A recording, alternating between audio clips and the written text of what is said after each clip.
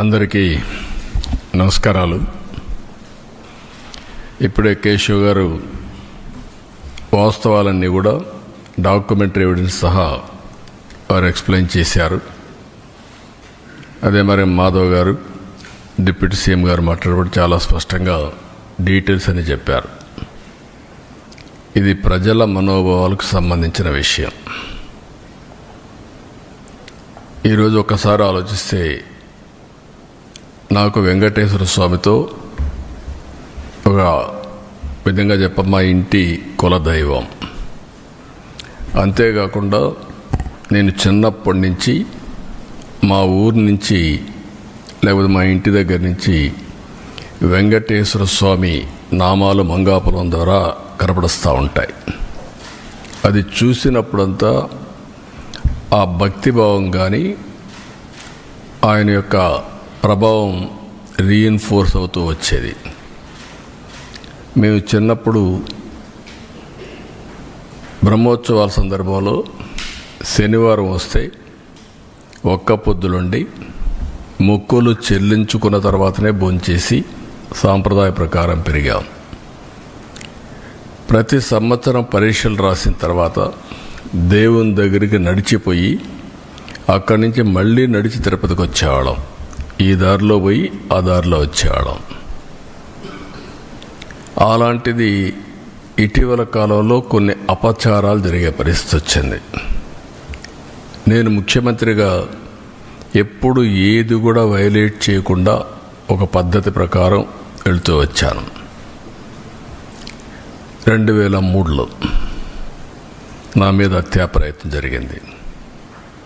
అది సాక్షాత్తు అలిపిరిలో. ఆ రోజు నేను ఒక పవిత్రమైన కార్యక్రమానికి శ్రీకారం చుట్టాను.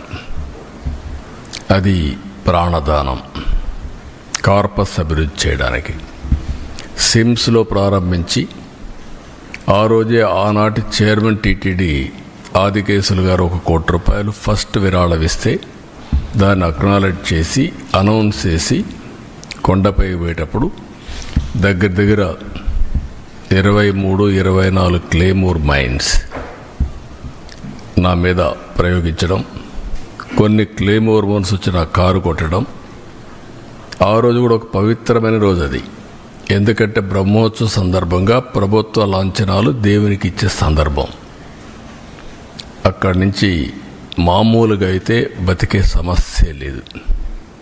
అది నాకు పునర్జన్మ. సాక్షాత్ వెంకటేశ్వర స్వామి దిగొచ్చి నన్ను కాపాడాడు తప్ప లేకపోతే ఏ విధంగా కూడా బ్రతికే సమస్య లేదు. అలాంటివి చూసినప్పుడు దేవుడిని నమ్మకుండా ఉండలేము. ఒకప్పుడు ఇదే అసెంబ్లీలో 2 కొండలు 7 కొండలు కాదంటే మేము అనునిత్యం 7 కొండలవాడ వెంకటరమణ గోవింద గోవింద అంటూ నడుచుకుంటూ వెళ్ళేవాళ్ళం. ఆ విషయం జ్ఞాపకం చేశాను. ఇది భక్తుల మనోభావాలు. భక్తుల మనోభావాలతో ఆడుకోవద్దండి అని చాలా స్పష్టంగా చెప్పాము. గడిచిన 5 సంవత్సరాలు వీళ్ళ ప్రవర్తన పరాకాష్ఠకెళ్ళింది. వీళ్ళ అధికారం ఉన్నప్పుడు రాముడి తల తీసేస్తే నేను అక్కడికి పోయి అడగడానికి, వాస్తవాలు చూడడానికి పోతే తిరిగి నా మీద కేసు పెట్టారు. అంతర్వేదిలో రథం తగలబడిపోతే అడిగితే కంతిరీగలు కాల్చాయి, అంతేగాని ఎవరికి సంబంధం లేదని. ఆంజనేయుడి తోక కట్ చేసి పగలు కొడితే అడిగితే ఆ రోజున్న పాలకుల యొక్క గర్వం చూస్తే బొమ్మే కదా, ఏమైపోతుంది, మళ్ళీ ఇంకో బొమ్మ పెట్టుకోండి అని మాట్లాడారు. అదే మరి ఇవన్నీ జరుగుతూ ఉంటే చర్యలు తీసుకోకుండా తిరిగి మా పార్టీలపైనే బ్లేమ్ చేయడం మొదలుపెట్టారు. మేమే చేసి మేమే ఎన్ని బయట పెడుతున్న పరిస్థితికి వచ్చారు. తిరుమల ఈరోజు ఏదైతే చెప్పారో ఈరోజు వచ్చింది కాదు. 2022లో వీళ్ళు పంపించిన రిపోర్ట్ ప్రకారం TFTRI చాలా స్పష్టంగా కల్తీ జరుగుతుందని చెప్పారు. డెలిబరేట్గా తొక్కిపెట్టారు, యథేచ్ఛగా కొనసాగించారు. నేను ముఖ్యమంత్రి కాకమునుపు నేను చాలాసార్లు ప్రయత్నం చేశాం, పోరాడాం. కడాను నేను ముఖ్యమంత్రి అవుతానే నేను నిర్ణయాలు తీసుకున్న దాంట్లో ప్రధానమైన నిర్ణయం, ముఖ్యమంత్రిగా ఫంక్షన్ చేయాలంటే ఒక ప్రిన్సిపల్ సెక్రటరీ ఉండాలి. ఫస్ట్ ప్రిన్సిపల్ సెక్రటరీని పోస్ట్ చేశాను. రెండోది, మానవ సేవ చేయకమునుపు మాధవ సేవ కోసరం, దేవుని సేవ కోసరం నేను ఎన్నికల్లో ఏదైతే చెప్పానో ప్రక్షాళన చేస్తానని దానికోసం టీటీడీ ఈఓని శ్యామలరావుని సెలెక్ట్ చేసి సంతకం పెట్టాను. ఈ రెండు చేసిన తర్వాతనే రెగ్యులర్ కార్యక్రమాలకు నేను వెళ్ళాను. అదే సమయంలో వెళ్ళిన తర్వాత అక్కడ జరిగే పరిస్థితులు చూసి ఇక్కడ పొరపాట్లు ఉన్నాయి కాబట్టి మనం టెస్ట్ చేయాలనే ఉద్దేశంతో అక్కడ శాంపుల్ తీసి ఎన్డీడీబీ పంపించారు. ఎన్డీడీబీలో చాలా స్పష్టంగా చెప్పారు. ఆ విషయమే నేను చెప్పాను. ఈరోజు సిట్ వచ్చింది. అసలు సిట్లో మీరు చూస్తే మొత్తం కెమికల్స్తో, పామాయిల్తో నెయ్యి తయారు చేసే పరిస్థితికి వచ్చారు. ఇప్పుడే కేశవ్ గారు చెప్పినట్టు దాంట్లో మళ్ళీ ఆ కెమికల్స్ కూడా కొన్ని ఆయిల్తో తయారు చేస్తారు, కొంతమంది యానిమల్ ఫ్యాట్తో కూడా తయారు చేస్తారనే పరిస్థితికి వచ్చారు. అంటే దేవుడు అంటే లెక్కలెత్తనం, డెలిబరేట్గా అపవిత్రం చేయడానికి. మీకు విశ్వాసం లేకపోవచ్చు, విశ్వాసం లేకపోతే ఆ జోలుకు రావద్దండి. విశ్వాసం ఉండే భక్తుల మనోభావాలు దెబ్బతీయడానికి, లేకపోతే దేవుని యొక్క పవిత్రత దెబ్బతీయడం, ఇది చాలా దుర్మార్గం. ఇది మామూలు కాదు, ఇది మహాపాపం. నేను చాలా స్పష్టంగా చెప్తున్నా. ఇంతవరకు చరిత్రలో వెంకటేశ్వర స్వామి జోలికి ఎవ్వరూ రాలేదు. మీరు ఇంకా చరిత్ర డీప్గా వెళ్తే బ్రిటిష్ వాళ్ళు కూడా వెంకటేశ్వర స్వామి జోలికి రాకుండా మిగిలిన దేవాలయాలు చేసినా ఇక్కడికి వచ్చినప్పుడు మాత్రం వాళ్ళు ఇంకా ఇంప్రూవ్ చేశారు. రికార్డ్స్ కానీ, పద్ధతులు కానీ, సాంప్రదాయాలను కానీ ఇంప్రూవ్ చేశారు. That is the power of God. అలాంటి దేవుడి దగ్గర మీరు చేసిన అపచారం చూస్తే దుర్మార్గమైన అపచారం. ఈరోజు మళ్ళీ నిన్న మొన్న మీరు మాట్లాడుతూ ఉంటే చూస్తే ఎంత దుర్మార్గంగా మాట్లాడుతున్నారంటే, నేను అపాలజీ చెప్పాలి, మేము చెప్పాలి. రెండోది, బూతులు తిడితే కూడా భరించాలి. అంటే మీకు రాజ్యాంగం పైన గౌరవం లేదు. ముఖ్యమంత్రి కానీ, డిప్యూటీ సీఎం కానీ, ప్రభుత్వ అధినేతలు అంటే లెక్కలేతనం. ఎక్కడికక్కడ మీ ఇష్టానుసారంగా రౌడీజం చేయాలి. రౌడీజం చేసి మీరు అనుకునిందే వాస్తవాన్ని ప్రజలు మెప్పించాలి అంటే అంత నిస్సహాయం మేమందరం. అందుకే నేను అందరికీ పిలిపిస్తున్నా. ఇది చూసిన తర్వాత ఎక్కడ కూడా సిబిఐ రిపోర్ట్లో ఇది కల్తీ లేదని ఎక్కడా చెప్పలేదు. నేను అతని స్పీచ్ చూస్తే ఏమనాలో నాకు తెలియదు. కరుడు కట్టిన నేరస్తులు ఏ విధంగా అసత్యాన్ని నమ్మించడానికి ప్రయత్నం చేస్తారో అదే చేస్తున్నారు. నేను ఆంధ్రప్రదేశ్లో ఉండే భక్తులందరినీ ఒక సామాన్య భక్తుడుగా అపీల్ చేస్తున్నాను. రిపోర్ట్స్ అన్నీ మీ రోజుల్లో ఉంటాయి. దేవుని యొక్క పవిత్రత మనం కాపాడుకోవడం మనందరి బాధ్యత.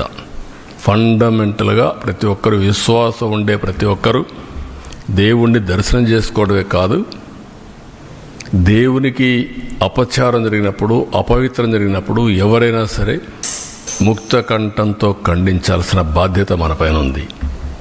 తిరిగి ఇలాంటి చేయాలంటే ఎవరైనా భయపడే పరిస్థితి రావాలి. ఈరోజు అందుకనే మేము ముగ్గురం కూర్చున్నాం. ఇది ఇంతటితో వదిలిపెట్టే సమస్య లేదు. ఏదైతే అపవిత్రత జరిగిందో భగవంతుడే మాకు ఈ సంకల్పాన్ని ఇచ్చాడు.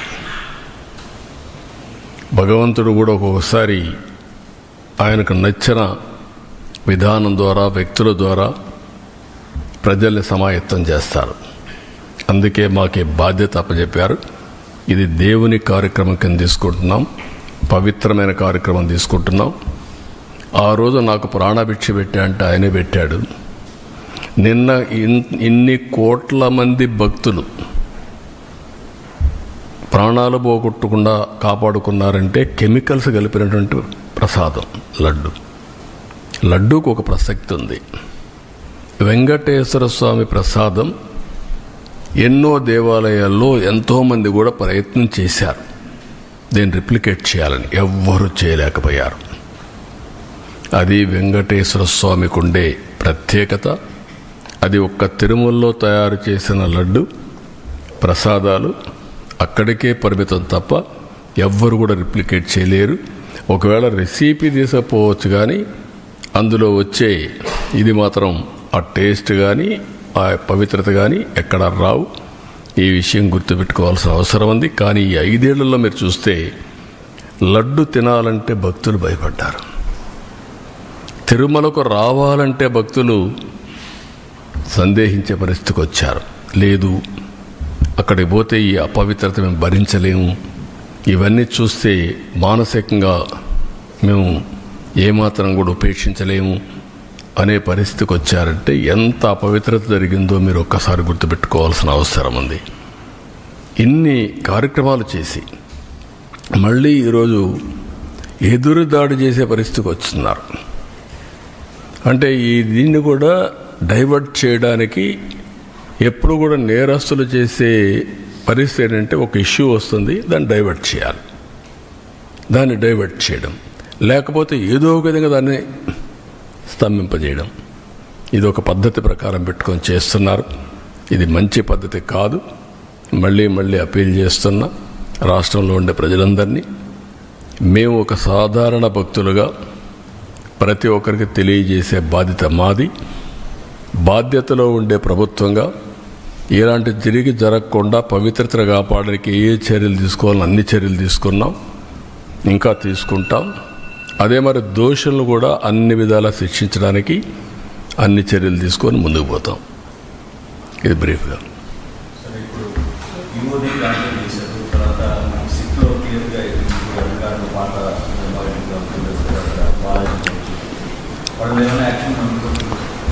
యాజ్ ఆన్ టుడే మాకు ఏదైతే ఛార్జ్ షీట్ వేసారో ఛార్జ్ షీట్ ఇంకా నెంబర్ కావాలి, అది రావాలి. అదే మరిగా మాకు యాక్షన్ తీసుకోమని ఒక రిపోర్ట్ పంపించారు సిబిఐ.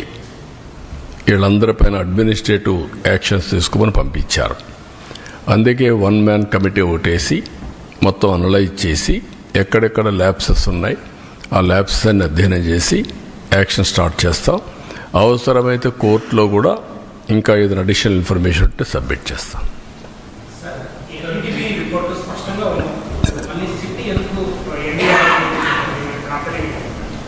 ఏది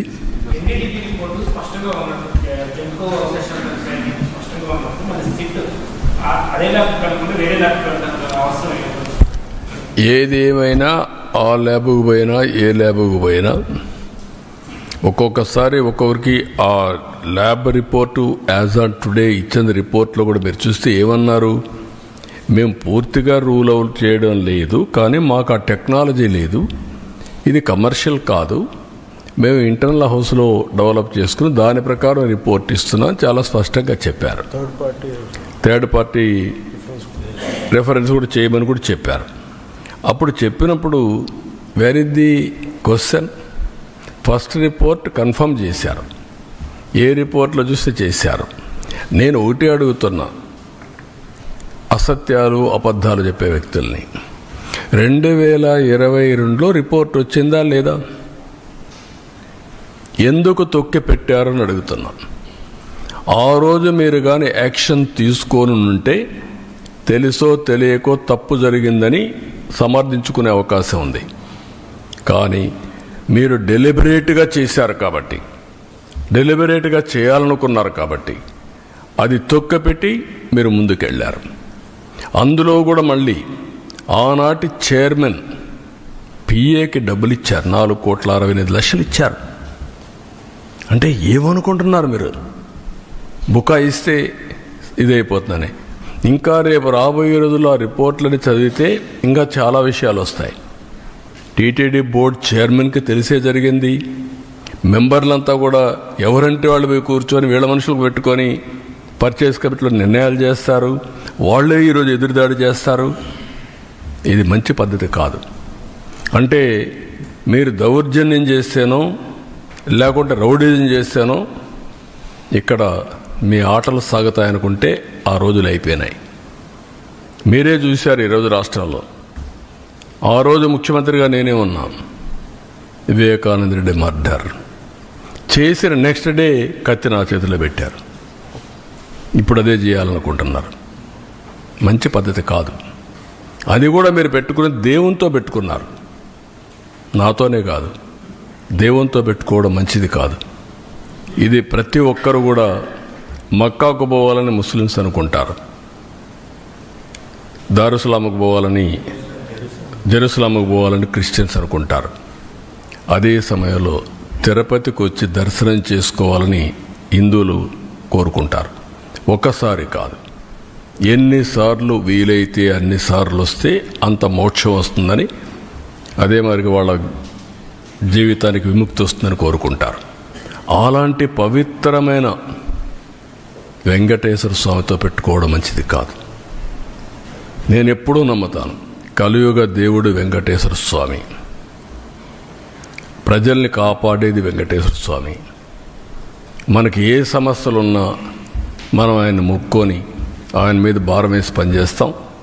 అది మన యొక్క సంస్కృతి సాంప్రదాయాల్లో ఒక భాగం. మనందరికి కూడా ఆ పవిత్రమైన దేవుడి మీద నమ్మకం. ఇప్పుడు జరిగింది నమ్మకం విశ్వాసం పైన దాడి, వెంకటేశ్వర స్వామి పైన దాడి. అది మంచిది కాదు.